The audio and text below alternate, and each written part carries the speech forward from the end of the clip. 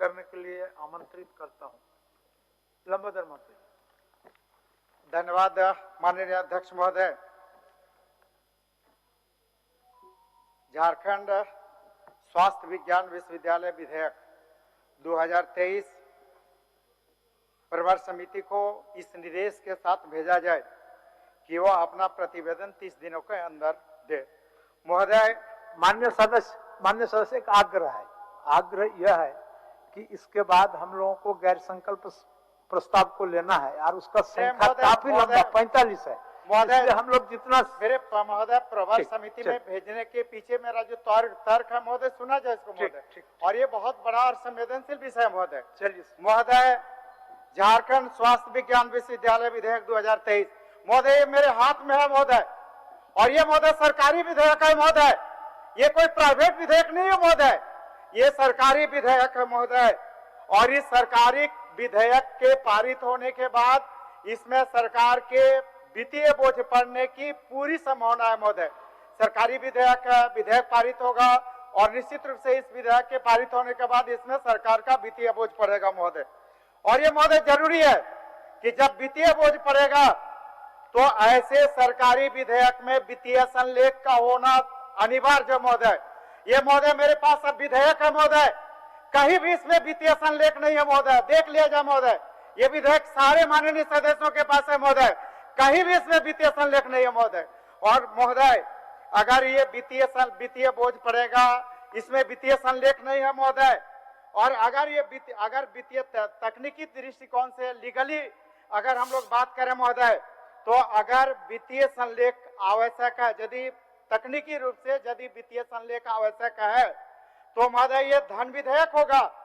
और महोदय अगर ये धन विधेयक होगा तो राज्यपाल की अनुमति, राज्यपाल का अनुमोदन महोदय आवश्यक है। क्या सरकार ने राज्यपाल से इसकी अनुमति ली है? सरकार गौर करे, सरकार फरमाए, सरकार जांचे, क्या राज्यपाल से ये अनुमोदन ली है सरकार ने इस विधेयक को लाने के लिए वित्तीय संलेख पर? क्या ये क्या धन विधेयक, इन सारे बिंदुओं को तकनीकी रूप से जांचे महोदय। दूसरी बात हम कहेंगे महोदय,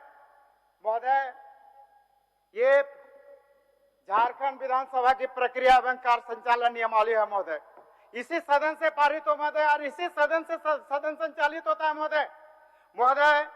इसी झारखंड विधानसभा की प्रक्रिया एवं कार्य संचालन नियमावली महोदय, इसमें अगर हम लोग बात करें तो इसमें नियम 315(2) में महोदय आपको शक्तियां हैं, और आपने अपनी शक्तियों का प्रयोग करते हुए आपने अस्थायी आदेश निकाला है महोदय। निश्चित रूप से उस अस्थायी आदेश का हम लोग सम्मान करते हैं, और उस अस्थायी आदेश जो अध्याय 4 का अगर हम लोग देखें, धारा 8 में देखें महोदय, बिल्कुल सही है महोदय। 8(2) में देखें महोदय, वो भी बिल्कुल सही है महोदय।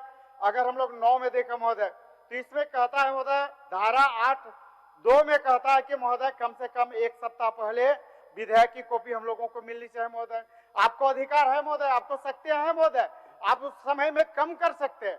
अगर हम 9(2) की बात करें महोदय, तो 9(2) में आपको महोदय शक्तियां हैं, और उस शक्तियां का प्रयोग करते हुए आप दे सकते हैं महोदय। उसमें कहता है कि महोदय आप अनुमति दे सकते हैं, और आपकी अनुमति से कम समय में भी ये विधेयक हम लोगों के बीच में आ सकते हैं महोदय। कितनी दुर्भाग्यजनक स्थिति है महोदय।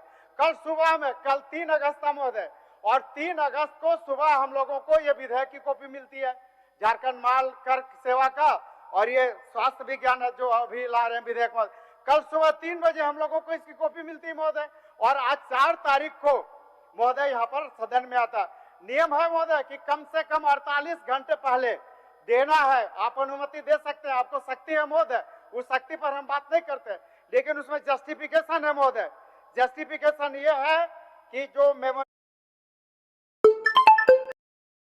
होगा, जो ज्ञापन होगा, उसमें किस कारण सरकार विलंब से या आपके अनुमति से सदन में सरकार को ज्ञापन देने की आवश्यकता है, कारण दर्शाने की आवश्यकता है पत्रक में, और जो कारण दर्शेगा महोदय सारे सदस्यों को उसको कॉपी देने की आवश्यकता महोदय। तो महोदय आप ही का बनाया हुआ अस्थायी आदेश का मैं समझता हूँ महोदय क्या स्थिति हो रही है, इसको सर गौर करने की आवश्यकता है महोदय। एक चीज और, ये जो विधेयक लाया इस महोदय और बात करना चाहेंगे, वित्तीय संलेख का जो हुआ तो हुआ, क्या हुआ नहीं हुआ महोदय सामने में। एक और इसमें जो महत्वपूर्ण गलती महोदय झारखंड में ये कोई नई बात नहीं है। झारखंड में कई सरकारी यूनिवर्सिटी बने हुए महोदय, और ये झारखंड का पहला ऐसा सरकारी राजकीय यूनिवर्सिटी बनने वाला है महोदय। झारखंड स्वास्थ्य विज्ञान अधिनियम विधेयक 2000 महोदय, इसका धारा 9(1) को देखा जाए महोदय, धारा 9(1) को देखा जाए महोदय, एक भी ऐसा राजकीय विश्वविद्यालय नहीं है महोदय। हर राजकीय विश्वविद्यालय का कुलाधिपति गवर्नर होता है महोदय। ये यूनिक है महोदय, ये यूनिक है। धारा 9(1) को देखा जाए महोदय, इसमें राज्यपाल कुलाधिपति नहीं होंगे महोदय, इसमें मुख्यमंत्री कुलाधिपति होंगे महोदय। ये झारखंड का पहला ऐसा सरकारी विश्वविद्यालय होगा जिसमें कुलाधिपति मुख्यमंत्री होंगे महोदय।